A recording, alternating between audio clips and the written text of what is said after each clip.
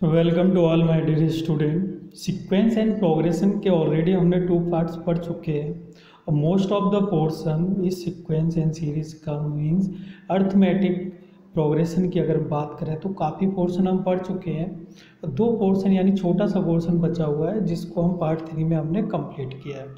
तो पार्ट 3 में हम जो पढ़ने वाले हैं, पहला टॉपिक है supposition of terms in AP. AP में हम कोई भी टर्म्स जो सपोज करेंगे वो क्या टर्म्स होंगे। जब हमें ऑड नंबर की बात होगी कि मान लो कि उसने बोला कि 3 टर्म्स आर इन एपी, ठीक है, तो हम कौन से टर्म्स यूज़ करेंगे? वो हम यूज़ करेंगे ए माइनस डी, ए प्लस डी। यहाँ पे अगर हम बात करें तो ए हमारा कौन सा है? फर्स्ट टर्म है, ठीक है। डी क्या है? हमारा कॉमन डिफरेंस है, ठीक है। तो ये तीनों जो टर्म्स होंगे वो हम क्यों सपोज कर दें, ये क्वेश्चन आता है। तो ये टर्म्स हम इसीलिए सपोज करते हैं क्योंकि कि जब हमें एडिशन गिवन होगा तो जब हम तीनों का एडिशन करेंगे तो डी क्या हो जाएगा? कैंसिल आउट हो जाएंगे। तो कैंसिल आउट हो जाएगा तो मीन्स हमें क्या मिल जाएगा? 3 टाइम्स हो गए। मतलब मान लो कि 3 टर्म्स इन एपी का सम जो दिया हुआ है वो 15 दिया हुआ है, तो हमें डायरेक्टली ए की वैल्यू मिल जाएगी कितनी? 5। तो मीन्स हमें यहाँ से क्या पता चला कि अगर हम ये तीनों टर्म्स हम यूज करेंगे, अगर हमें सम गिवन है, अगर सम गिवन है तो हम ये तीनों टर्म्स यूज करेंगे, क्योंकि इनका सम जैसे हम करेंगे तो हमें एक की वैल्यू मिल जाएगी। एक की वैल्यू मिल जाएगी तो हमें दूसरी कंडीशन जो गिवन होगी उससे हम क्या करेंगे? कॉमन डिफरेंस यानी डी की वैल्यू भी हम निकाल लेंगे, ठीक है। ये तो था हमारे ऑड नंबर में 3 टर्म्स कंसीडर करने का, ठीक है। जब हम 5 टर्म्स कंसीडर करेंगे तो क्या आ जाएगा? यहाँ पे a minus 2d, a minus D, a plus D और a प्लस 2d। अगर मान लो कि 7 टर्म्स अगर अब बात करें तो 7 टर्म्स कहाँ से स्टार्ट होगा? a minus 3d, a minus 2d, a minus D, a plus D, a plus 2d and a plus 3d, ठीक है। तो ये हमारे क्या हो जाएंगे? 7 टर्म्स हो जाएंगे, ठीक है। तो ऐसे ही हम फर्दर मान लो कि 9 टर्म्स, कभी ऐसा पूछा नहीं जाएगा तो वो a माइनस 4 से लेके a प्लस 4 तक हम लिखेंगे। तो अब यहाँ पे हम देख सकते हैं कि a जो हमारा है वो हमारा क्या है? सॉरी, मिडिल टर्म नहीं है, फर्स्ट टर्म है ये, ठीक है। तो ये हमारा क्या है? फर्स्ट टर्म हमारा a है और कॉमन डिफरेंस हमारा d है। जब हम even number of terms consider करेंगे तो इसमें थोड़ा सा चेंज हो जाता है। चेंज क्या हो जाता है? यहाँ पे कॉमन डिफरेंस जो है वो स्मॉल डी है और ये इस वाले टर्म्स में जो दोनों में जो कॉमन डिफरेंस है वो कितना है? 2d है। क्योंकि हम देख सकते हैं कोई भी 2 टर्म्स आप उठा लो, ठीक है, ये 2 टर्म्स उठा लो या ये 2 या फिर ये दोनों, तो इनके बीच में जो डिफरेंस मिलेगा वो 2d का डिफरेंस ही मिलेगा, ठीक है। तो 3 यानी 4 टर्म्स हमें यानी इवन नंबर ऑफ टर्म्स हमें सपोज करना है तो हम a minus 3d, a minus D, a plus D और a प्लस 3d। यहाँ पे 6 टर्म्स यूज करने हैं तो वो क्या आ जाएगा हमारा? a minus 5d, a minus 3d, a minus D, a plus D, a3 और a प्लस 5d। अगर मान लो 2 टर्म्स हमें लेट करने हैं तब क्या करेंगे हम? 2 टर्म्स लेट करने हैं तो आप कुछ भी ले सकते हो, या तो a और a प्लस डी ले सकते हो या फिर a माइनस डी और a प्लस डी भी ले सकते हो, ठीक है। 2 टर्म्स में कोई भी प्रॉब्लम नहीं आएगी, इजीली सॉल्व हो जाएगा। तो बात आती है सर यहाँ पे हम वो वाले टर्म्स क्यों नहीं यूज किए? a plus D, a plus 2d, a plus 3d। अगर हम यूज कर सकते हैं क्या उनको? हाँ, हम वो वाले टर्म्स यानी कौन से टर्म्स में लिख देता हूँ, ये जो हमने सीरीज ऑलरेडी पढ़ी है a plus D, a plus 2d, ये वाले टर्म्स भी तो हमारे क्या होते हैं? एपी में होते हैं, अर्थमेटिक प्रोग्रेशन में होते हैं। तो ये हमने लेट क्यों नहीं किया है? क्योंकि जब हम इनका एडिशन करेंगे तो हमें दोनों टर्म्स में मिलेगा, यानी ए में भी मिलेगा और डी में भी मिलेगा। बट हम जैसे ही इसका यूज करेंगे, ठीक है, ये वाले टर्म्स जैसे हम यूज करेंगे तो यहाँ से क्या होगा कि डी कैंसिल आउट हो जाएगा और हमें ए की वैल्यू इजीली फाइंड हो जाएगी। तो हम इसीलिए इनका यूज करेंगे।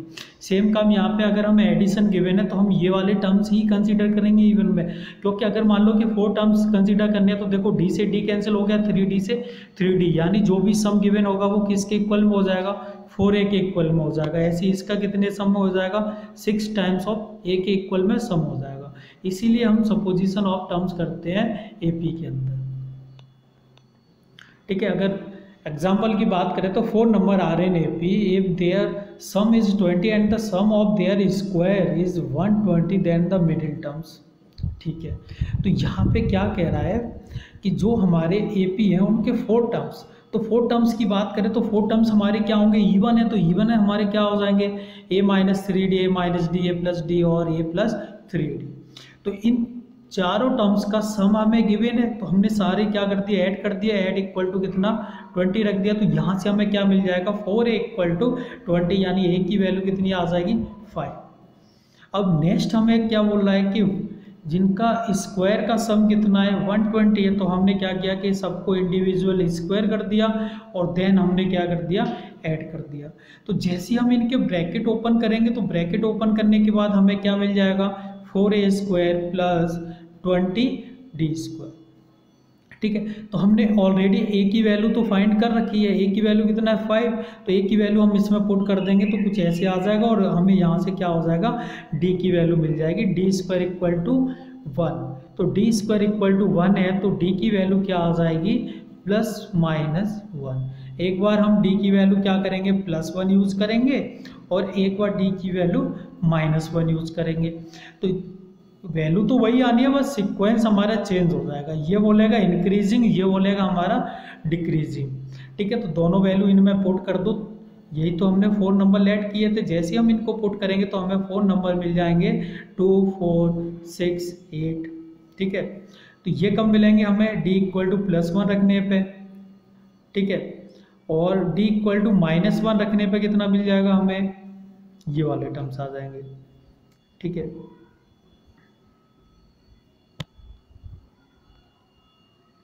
चलो अर्थमेटिक मीन की बात करें तो अर्थमेटिक मीन होता है, अर्थमेटिक मीन बहुत ही सिंपल है। मान लो कि को कितने भी नंबर गिवन है, मान लो कि 10 नंबर गिवन है, तो 10 नंबर का हम एडिशन करते हैं डिवाइड बाई जितने नंबर हैं, कितने हैं 10 है, 10 से हम डिवाइड कर देंगे। तो अर्थमेटिक मीन क्या होता है, sum of all number, sum of all number upon total number, जो कि हम पहले से पढ़ते हुए आ रहे हैं, तो वही हमारा क्या होता है अर्थमेटिक मीन होता है। ठीक है, तो यहाँ पे थोड़ा डेफिनेशन इसकी चेंज हो जाती है। चेंज कैसे हो जाती है कि 2 नंबर के बीच में, सपोज कर लिए मैंने 2 नंबर है मेरे पास a और b, इसके बीच में कितने भी टर्म्स हो हमें कोई मतलब नहीं है, अगर इसका हमें मीन चाहिए, अर्थमेटिक मीन चाहिए, तो वो हम कैसे, अगर ये वाले सारे टर्म्स हमारे किस में होने चाहिए, AP में होने चाहिए, तो हम इन सबको सम करके सम नंबर से डिवाइड करने की ज़रूरत नहीं है।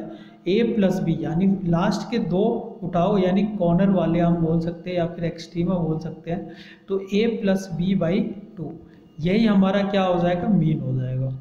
ठीक है, तो 2 नंबर के बीच में यार मान लो कि a और b दिया, हमें इन दोनों का मीन निकालना है, तो मीन कैसे निकाल सकते हैं हम, a प्लस बी बाई 2। ठीक है, अगर मान लो बहुत सारे नंबर गिवन है तो वो सारे नंबर हम ऐड कर देंगे। सपोज मान लिया कि मैंने n नंबर्स गिवन है, तो a1 से लेके an तक हम ऐड करेंगे अपॉन जितने नंबर है, यानी हमारे पास कितने नंबर है n है, तो उनका हम क्या ले लेंगे, डिवाइड कर देंगे। ठीक है, जैसे ही डिवाइड करेंगे तो वो हमें क्या मिल जाएगा, अर्थमेटिक मीन मिल जाएगा, जिसको हम कैपिटल A से क्या करते हैं, डिनोट करते हैं। ठीक है, n am between 2 given number, suppose मान लो कि a और b 2 नंबर है मेरे पास। ठीक है, 2 नंबर है, इनके बीच में मैं क्या कर रहा हूँ, am को मैंने कैसे डिनोट किया था, कैपिटल A से, a1 से लेके an मैंने इसमें, यानी n मैंने अर्थमेटिक मीन क्या कर दिए, इंसर्ट करा दिए, तो a1 a2 a3 की वैल्यू क्या होगी, तो मैंने सपोज कर लिया कि इनके ये क्या होंगे, एक सीरीज में ही होंगे, AP सीरीज में ही होंगे, क्योंकि अर्थमेटिक मीन भी क्या होता है, सीरीज में ही होता है। फॉर एग्जांपल अगर हम देखें तो मान लो कि 2 और 4 की बात करें, तो 2 नंबर है, इन दोनों का मीन हम कैसे निकालते हैं, अभी हमने लास्ट स्लाइड में पढ़ा था, 2 + 4/2 करेंगे तो 6/2, यानी हमें क्या मिल जाएगा, 3 मिल जाएगा। 3 इनके बीच में क्या कर देंगे, पुट कर देंगे, तो ये क्या हो गया, इनका AM हो गया। अगर हम देखें तो ये भी क्या है, अभी भी AP सीरीज में बस D चेंज हुआ है अभी भी, क्योंकि ये AP में, क्योंकि यहाँ से अगर इन दोनों का डिफरेंस देखें तो 1 आ रहा है, इन दोनों का डिफरेंस देखे तो भी क्या आ रहा है 1 आ रहा है, यानी दोनों डिफरेंस सेम हो गए, तो ये अभी भी सीरीज किस में है, AP में है। ठीक है, तो ध्यान से समझना बेटा, काफ़ी अच्छा टॉपिक है ये। तो स्टार्ट करते हैं। ये सीरीज हमारी क्या होगी, मैंने A और B 2 नंबर लिए, इन दोनों के बीच में मैंने N AM इंसर्ट कराए और मैंने सपोज कर लिया कि ये जो सीरीज है वो AP में है, वो तो होगी AP में ही होगी क्योंकि AM ही इंसर्ट करा रहा हूँ। मैंने सपोज कर लिया कि जो कॉमन डिफरेंस है वो क्या है, इसमें D है। तो कॉमन डिफरेंस D है, तो इन दोनों के बीच में कॉमन डिफरेंस कितना होगा, D होगा। तो मैं अगर A1 की बात करूँ तो A1 क्या हो जाएगा मेरा, A प्लस D हो जाएगा। A2 की बात करूँ तो A2 क्या हो जाएगा, A2 हो जाएगा मेरा, देखो एक D तो यहाँ से एक D यहाँ से, यानी A प्लस 2D, जो कि हम सीरीज में पढ़ते हैं। AP जो हमने स्टार्ट किया तो वो ऐसे ही तो स्टार्ट किया था। सेकंड टर्म क्या होगा, A plus D, third term क्या होगा, A प्लस 2D। ठीक है, फोर्थ टर्म क्या होगा, एक कम D लेके चलते हैं तो 3D हो जाएगा। तो इन दोनों के बीच का डिफरेंस कितना है, D है। इन दोनों के बीच यानी A1 A2 के बीच का डिफरेंस कितना है, D है। बट A और A2 के बीच का डिफरेंस, ध्यान से देखना, दोनों यानी A और A1 के बीच का डिफरेंस D है और A1 और A2 के बीच का डिफरेंस कितना है, D है। बट अगर मैं यहाँ से इनका डिफरेंस देखूँ तो इनका डिफरेंस मुझे कितना दिखेगा, 2D दिखेगा, क्योंकि एक डिफरेंस D ये हो गया, एक डिफरेंस D ये हो गया। ऐसी में A और A3 के बाद बात करूँ तो ये कितना डिफरेंस दिख रहा है मुझे, 3 हो जाएगा, क्योंकि एक D और हो जाएगा। तो यहाँ से मुझे पता चल रहा है A और A1 के बीच में सिंगल D, A और A2 के बीच में 2D, यानी 2 से सिमिलर यानी मैचिंग हो रही है। 3 के बीच में कितना, 3D, तो मैं बोलूँगा N के बीच में कितना, N टाइम्स ऑफ D। ठीक है, चलो, तो फिर यहाँ पे अगर मैं बात करूँ तो इन दोनों के बीच भी, तो अगर AP सीरीज में तो इन दोनों के बीच भी डिफरेंस कितना होगा, D होगा। तो मैं अगर A और B के बीच में अगर बात करूँ तो इनका डिफरेंस कितना हो जाएगा, एक तो इनका D यानी ND और प्लस एक D और हो जाएगा, तो D कॉमन लेते ही क्या आ जाएगा, N प्लस 1। तो जो हमारा डिफरेंस आ गया वो हमारा कितना डिफरेंस आ गया, N plus 1 times of D। ठीक है, तो मैं क्या बोल सकता हूँ कि इन दोनों के बीच में डिफरेंस यानी B माइनस A का डिफरेंस, जो कॉमन डिफरेंस मिला मुझे दोनों के बीच का डिफरेंस, वो कितना मिला मुझे, N plus 1 times of D। तो यहाँ से D की वैल्यू अगर मैं निकालूँ तो मुझे D की वैल्यू पता चल जाएगी कितना, B minus A upon N plus 1 से हम क्या कर देंगे, यहाँ पे डिवाइड कर देंगे। तो फाइनली अगर मैं बात करूँ तो मुझे कॉमन डिफरेंस यहाँ पे कितना मिल जाएगा, D equal to B minus A upon N plus 1।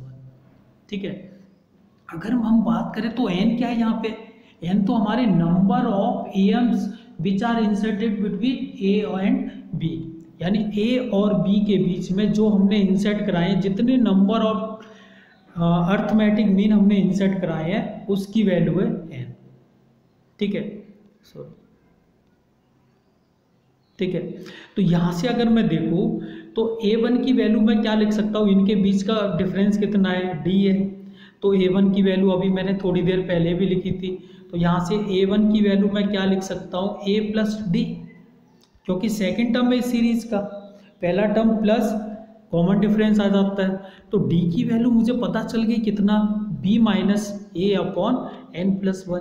तो ये वैल्यू मैं क्या कर दूंगा, यहाँ पे पुट कर दूंगा। तो A की वैल्यू मैं कैसे निकालूंगा, A प्लस D, और D की वैल्यू मैंने यहाँ पे पुट कर दी।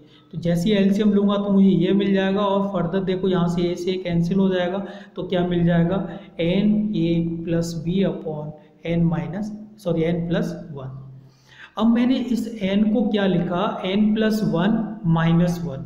क्यों लिखा, क्योंकि अभी एक सिमिलरिटीज मिल जाएगी। ठीक है, तो इसको एजेटिक रहने दिया।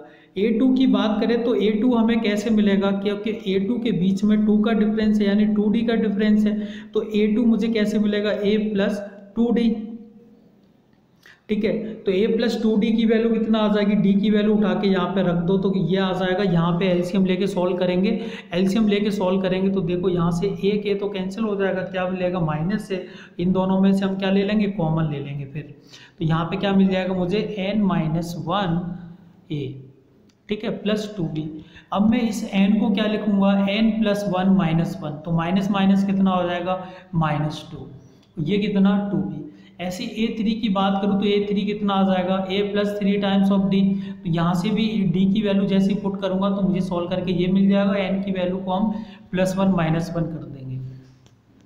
तो अगर हम सिमिलरिटीज़ देखें तो इन तीनों में जो लास्ट वाले स्टेप हैं उनमें सिमिलरिटीज़ देखें तो ध्यान से देखना कि जब हमारा A1 है तो हमने n+1 में से कितना माइनस किया, 1 माइनस किया, और B में कितना मल्टीप्लाई किया, 1 से मल्टीप्लाई किया अपॉन n+1।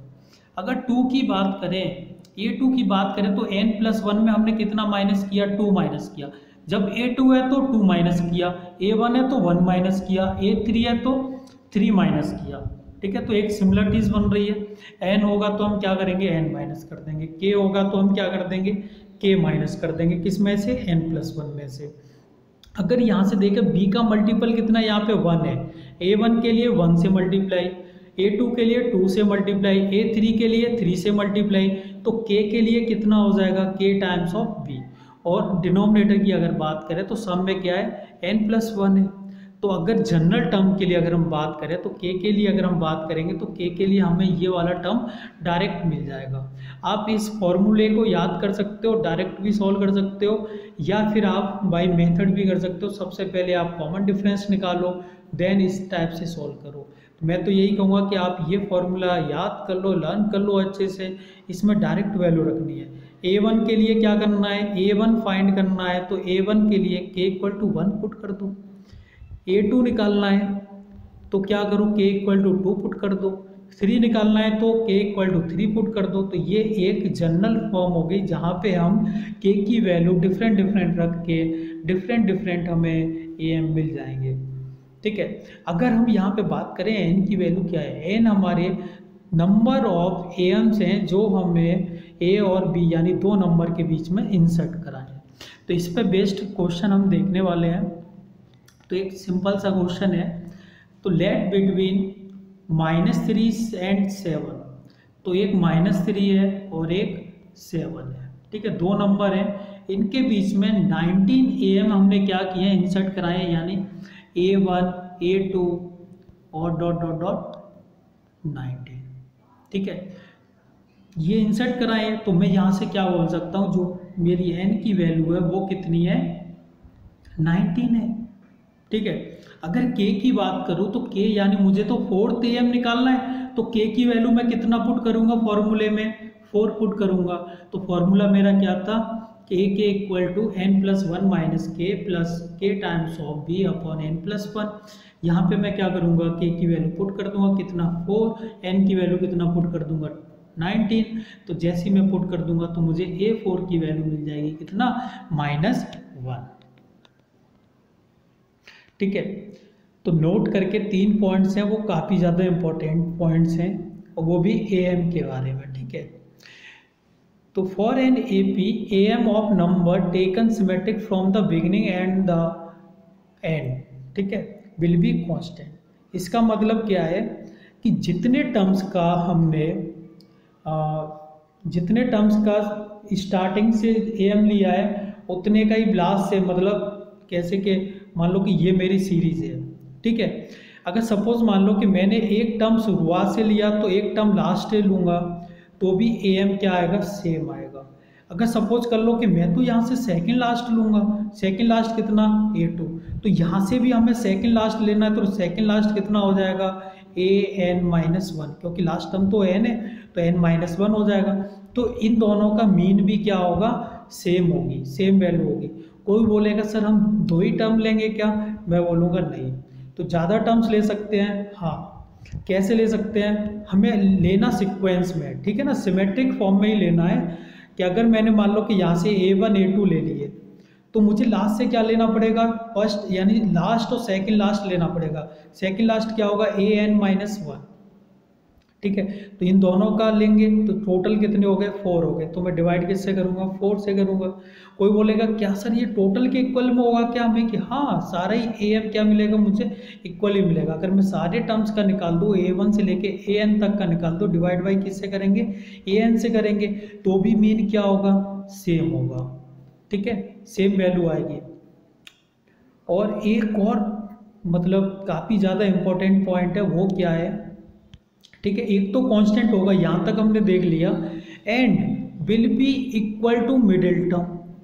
मीन्स हम जो AM निकाल रहे हैं, अर्थमेटिक मीन निकाल रहे हैं, वो उस सीरीज के मिडिल टर्म के इक्वल होगा, जो कि हमने लास्ट पार्ट में पढ़ा हुआ है कि मिडिल टर्म हम कैसे निकालेंगे, जब हमारा नंबर ऑफ टर्म्स क्या होंगे, ऑड होंगे।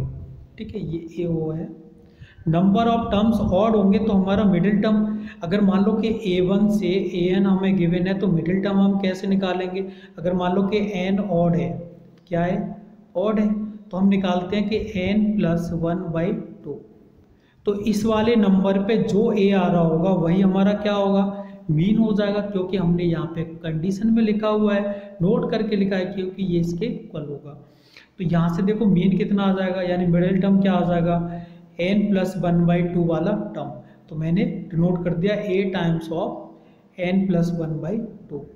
ठीक है, सपोज मान लो कि n की वैल्यू हमारे पास 3 है, तो 3+1/2 कितना आ जाएगा, 3+1/2 यानी 4/2 यानी 2। तो ये मेरा क्या आ जाएगा, A2 जो होगा वो मेरा क्या हो जाएगा, मिडिल टर्म हो जाएगा, और वही मेरा AM के इक्वल में हो जाएगा। ठीक है, अगर मान लो कि ऑड नहीं है तब क्या करेंगे हम, ऑड नहीं है तो हम क्या ले लेंगे, उन दोनों नंबर का, यानी इवन नंबर, जब n की वैल्यू इवन होगी तो हमें 2 मिडिल टर्म मिलेंगे, इवन होगी तो 2 मिडिल टर्म मिलेंगे, लास्ट पार्ट में हमने पढ़ा है। तो इनका क्या कर देंगे, हम AM ले लेंगे। जब हमारा इवन होगा तब हम क्या करेंगे, 2 मिडिल टर्म लेंगे। सपोज मान लो कि n की वैल्यू मेरे पास 6 है, तो 6/2 और 6/2 + 1 दोनों टर्म्स क्या होंगे, मेरे मिडिल टर्म होंगे। तो एक तो 3 वाला टर्म होगा और एक मेरा कौन सा हो जाएगा, 4th वाला टर्म।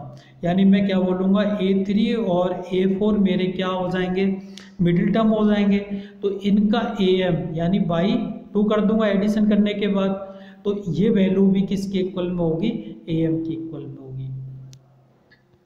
ठीक है, फिर से सुन लो कि या तो हम from the beginning and from the end अगर सिमेट्रिक टर्म्स लेते हैं, अगर उनका मीन निकालते हैं, तो वो मीन हमारा टोटल मीन के इक्वल ही होगा।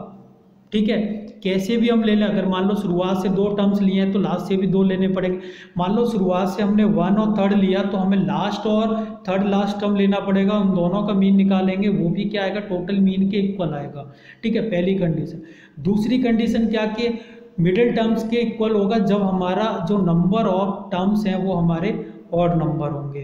ठीक है, अगर मान लो नंबर ऑफ टर्म्स हमारे इवन नंबर हो जाए, नंबर ऑफ टर्म्स अगर इवन नंबर हो गए, तो 2 जो मिडिल टर्म्स मिलेंगे उन दोनों के मीन के इक्वल भी टोटल मीन हो जाएगा। ठीक है, नेक्स्ट जो प्रॉपर्टी है वो है कि अगर हम टोटल सबका हम मीन ले लें, यानी सपोज कर लो कि A और B के बीच में n AM इंसर्ट कराए मैंने, A1 से लेके AN तक, तो ये जो सारे AM हैं उनका सम क्या आ जाएगा, उनका सम होगा n टाइम्स ऑफ जो हमारा AM है वो क्या है, A + B/2। यानी इन दोनों के AM के n टाइम्स हो जाता है, इनका सम इन दोनों के AM के n टाइम्स हो जाता है। कैसे हो जाता है वो मैं अभी बताता हूँ।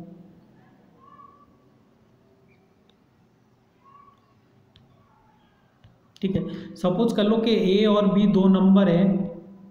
ठीक है, इनके बीच में A1 A2 और ऐसे ही AN तक मैंने इंसर्ट कराया। अब मैं क्या कर रहा हूँ कि मैं तो सिमेट्रिक ले रहा हूँ, मैं ये वाला छोड़ दे रहा हूँ, ये वाला छोड़ दे रहा हूँ। तो मैं क्या बोल रहा हूँ कि A1 + A2 + ... AN तक मैं ले रहा हूँ। ये टोटल कितने हो गए, n। इनका मीन किसके इक्वल में होना चाहिए, इन दोनों के मीन के इक्वल में, A + B/2।